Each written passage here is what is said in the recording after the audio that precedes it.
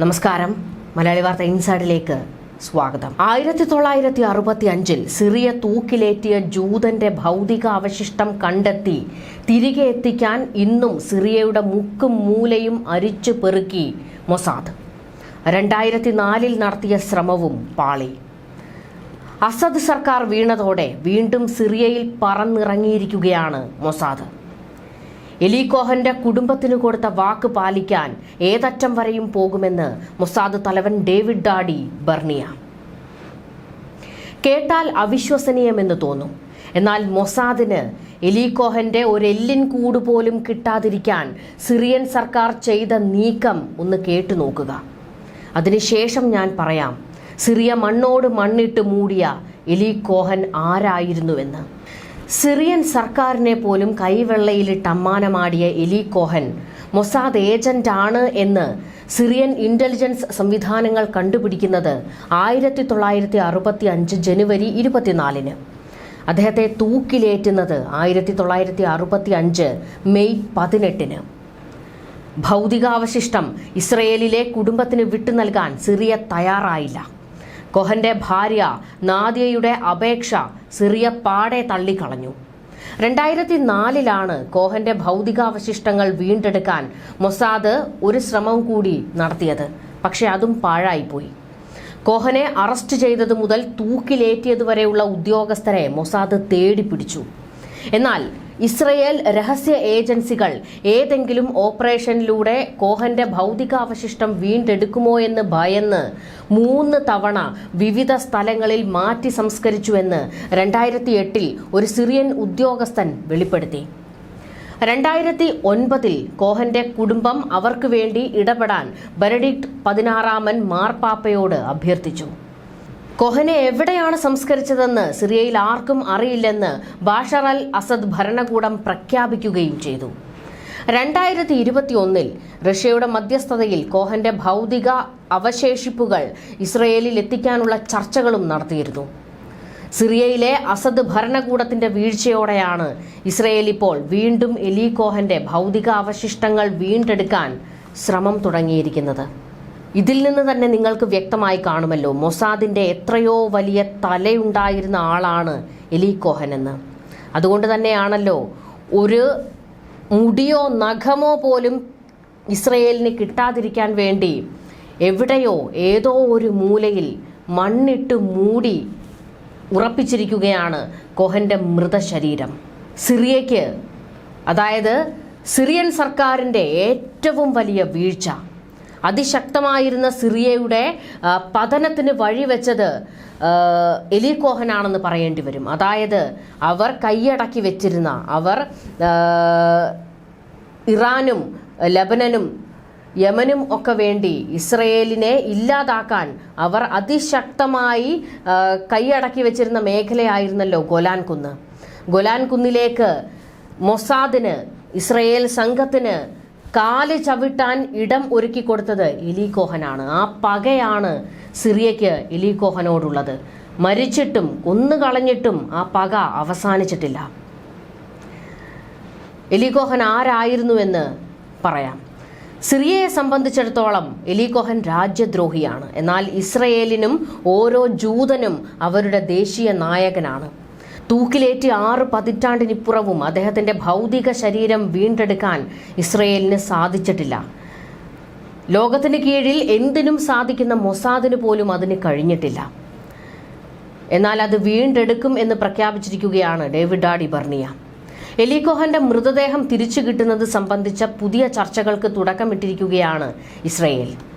David daddy Barnea അടക്കമുള്ള ഉദ്യോഗസ്ഥർ പഴയ അസദ് സർക്കാരിൽ അംഗങ്ങളായിരുന്നവരുമായി നേരിട്ട് ചർച്ചയിൽ പങ്കെടുത്തതായാണ് പുറത്തുവരുന്ന വിവരങ്ങൾ.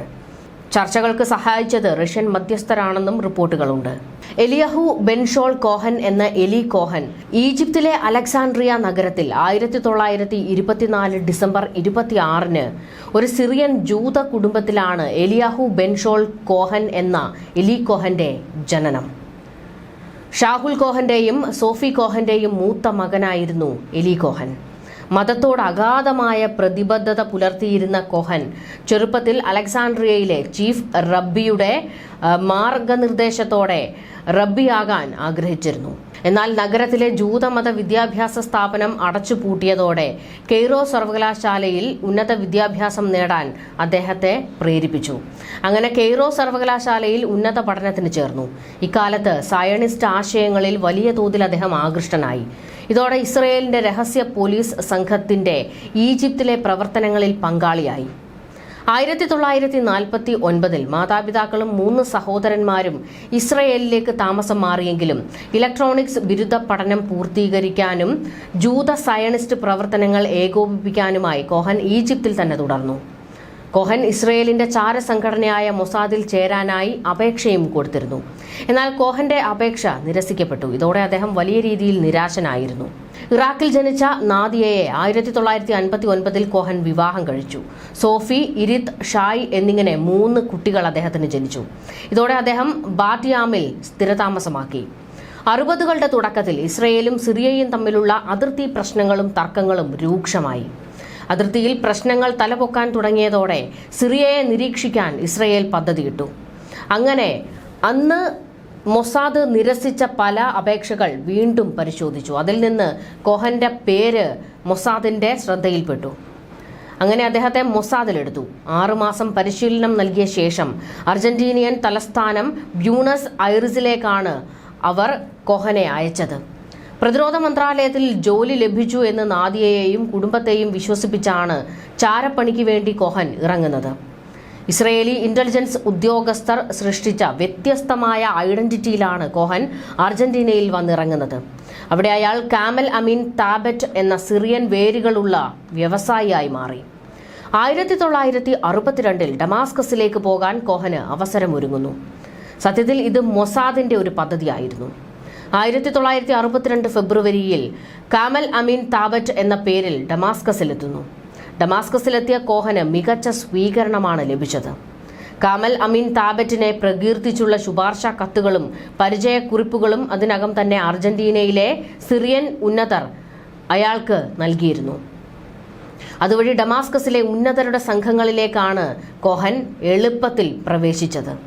സിറിയയിലെത്തിയതിനു ശേഷം ഒരു സമ്പന്നന്റെ ജീവിതമാണ് കോഹൻ നയിച്ചത്. മുതിർന്ന സൈനിക ഉദ്യോഗസ്ഥർ, സിറിയൻ മന്ത്രിമാർ, ബിസിനസ് നേതാക്കൾ, സിറിയയിലെ ഉന്നത അധികാര സ്ഥാപനങ്ങളിലുള്ളവർ എന്നിവരുമായെല്ലാം എളുപ്പത്തിൽ ബന്ധം സ്ഥാപിച്ചു. സൈനിക രഹസ്യങ്ങളും മറ്റും കോഹന്റെ ചെവിയിൽ ഇതോടെ എത്തുകയായിരുന്നു. ഇതേ സൗഹൃദം സിറിയയിലെ സൈനിക കേന്ദ്രങ്ങൾ സന്ദർശിക്കാനും കോഹന് തുണയായി. അന്ന് സിറിയയിലെ തന്ത്രപ്രധാന കേന്ദ്രമായ ഗോലാൻ കുന്നുകൾ വരെ ഇപ്രകാരം കോഹൻ സന്ദർശിച്ചു. സിറിയൻ പ്രതിരോധ തന്ത്രങ്ങളുടെ ഒരു സുപ്രധാന ഭാഗമായിരുന്നു ഗോലാൻ കുന്നുകൾ. ഉയർന്ന സിറിയൻ സൈനിക ഉദ്യോഗസ്ഥർക്ക് മാത്രമേ അവിടേക്ക് പ്രവേശനം ഉണ്ടായിരുന്നുള്ളൂ. എന്നാൽ ഉന്നതരുമായുള്ള സൗഹൃദം വഴി എല്ലാ മേഖലകളിലേക്കും എളുപ്പത്തിൽ കടന്നുകൂടാൻ കോഹന് സാധിച്ചു. 1967 ഇസ്രയേലിന് ഗോലാൻ കുന്നുകൾ പിടിച്ചെടുക്കാൻ കോഹൻ നൽകിയ സംഭാവന ചെറുതല്ല. കോഹൻ സിറിയയുടെ രാഷ്ട്രീയ സൈനിക നേതൃത്വത്തിലേക്ക് കൂടുതൽ ആഴ്ന്നിറങ്ങിയതുവഴി നിർണായക രഹസ്യങ്ങൾ പലതും ഇസ്രയേലിന് ലഭിച്ചുകൊണ്ടിരുന്നു. അതിർത്തിക്കപ്പുറത്തേക്ക് അദ്ദേഹം തുടർച്ചയായി രഹസ്യങ്ങൾ കൈമാറി. സിറിയയുടെ എല്ലാ വിവരങ്ങളും ഇസ്രയേലിന്റെ പക്കലെത്തി. എന്നാൽ സിറിയൻ രഹസ്യാന്വേഷണ വിഭാഗത്തിന്റെ പുതിയ കമാൻഡറായി എത്തിയ കേണൽ അഹമ്മദ് സുയിദാനിയെക്കുറിച്ച് കോഹൻ ഉത്കണ്ഠ പ്രകടിപ്പിച്ചു. അദ്ദേഹത്തിന് കോഹന് ഒരു സംശയമുണ്ടായിരുന്നു. എല്ലാ ദിവസവും ഒരേ സമയത്തായിരുന്നു കോഹൻ ഇസ്രയേലിലേക്ക് ടെലിഗ്രാം സന്ദേശങ്ങൾ അയച്ചിരുന്നത്. ഇത് സംശയത്തിനിടയാക്കുമെന്ന് മൊസാദ് മുന്നറിയിപ്പ് കൊടുത്തിരുന്നുവെങ്കിലും കോഹൻ ഇത് കേട്ടില്ല. ഇതേ രീതി തന്നെ പിന്തുടർന്നു. അത് അദ്ദേഹത്തിന് വിനയായി തീർന്നു. 1965 ജനുവരി ആയപ്പോഴേക്കും സിറിയൻ ഉദ്യോഗസ്ഥർ തലസ്ഥാന നഗരത്തിൽ ഒരു ചാരനുണ്ടെന്ന് തിരിച്ചറിയുന്നു. രഹസ്യങ്ങൾ ചോരുന്നതിൽ അവർ കൂടുതൽ പരിഭ്രാന്തരായി. ഇതോടെ അവർ റേഡിയോ സന്ദേശങ്ങൾ നിരീക്ഷിക്കാൻ തുടങ്ങി. ഇസ്രയേലിലേക്ക് വിവരങ്ങൾ ചോരുന്നുവെന്നത് റഷ്യയുടെ സഹായത്തോടെയാണ് അവർ തിരിച്ചറിയുന്നത്. ചാരൻ കോഹനാണെന്ന് തിരിച്ചറിഞ്ഞ നിമിഷം സിറിയൻ സൈന്യം 1965 ജനുവരി 24 അദ്ദേഹത്തിന്റെ അപ്പാർട്ട്മെന്റ് റെയ്ഡ് ചെയ്തു. വിവരം കൈമാറുന്ന വേളയിൽ അദ്ദേഹം കയ്യോടെ പിടിക്കപ്പെട്ടു. പിന്നാലെ സൈനിക കോടതിയിൽ എലി കോഹൻ വിചാരണ ചെയ്യപ്പെട്ടു. എന്നാൽ കോടതിയിൽ എലി കോഹൻ ഉയർത്തിയ എല്ലാ പ്രതിരോധവും സിറിയ തള്ളി. 1965 മെയ് 8 അദ്ദേഹത്തെ തൂക്കിക്കൊല്ലാൻ വിധിച്ചു. ഇസ്രയേലും യൂറോപ്യൻ രാജ്യങ്ങളും ശിക്ഷ നടപ്പാക്കരുതെന്ന് ആവശ്യപ്പെട്ടു. പോൾ ആറാമൻ മാർപ്പാപ്പ ഉൾപ്പെടെയുള്ള നേതാക്കളും നയതന്ത്രജ്ഞരും അഭ്യർത്ഥിച്ചിട്ട് പോലും സിറിയ കേട്ടില്ല. അവസാനമായി കോഹന് തന്റെ ഭാര്യയ്ക്ക് ഒരു കത്തെഴുതാനും ഒരു പുരോഹിതന്റെ സാന്നിധ്യത്തിൽ പ്രാർത്ഥിക്കാനും മാത്രം അവസരം കൊടുത്തു.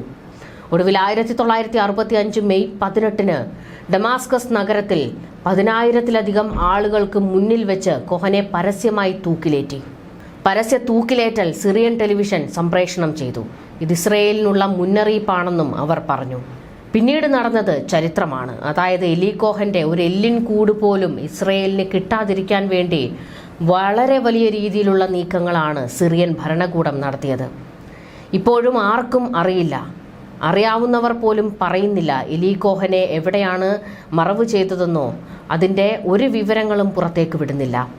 ഒരു തുമ്പും വാലും ഇല്ലാതെയാണ് മൊസാദ് ഇപ്പോൾ വീണ്ടും സിറിയയിൽ പറന്നിറങ്ങിയിരിക്കുന്നത്. അദ്ദേഹത്തിൻ്റെ ഭൗതിക അവശിഷ്ടങ്ങൾ കണ്ടെത്തും എന്ന് തന്നെയാണ് ഡേവിഡ് ഡാഡി ബെർണിയ പ്രഖ്യാപിച്ചിരിക്കുന്നത്. ഇപ്പോൾ മനസ്സിലായില്ലേ എലി കോഹൻ ആരായിരുന്നുവെന്ന്? സിറിയൻ സർക്കാരിൻ്റെ ഭരണം പോലും നിയന്ത്രിച്ചിരുന്ന മൊസാദ് ചാരൻ. ന്യൂസ് ഡെസ്ക് മലയാളി വാർത്ത ഇൻസൈഡ്.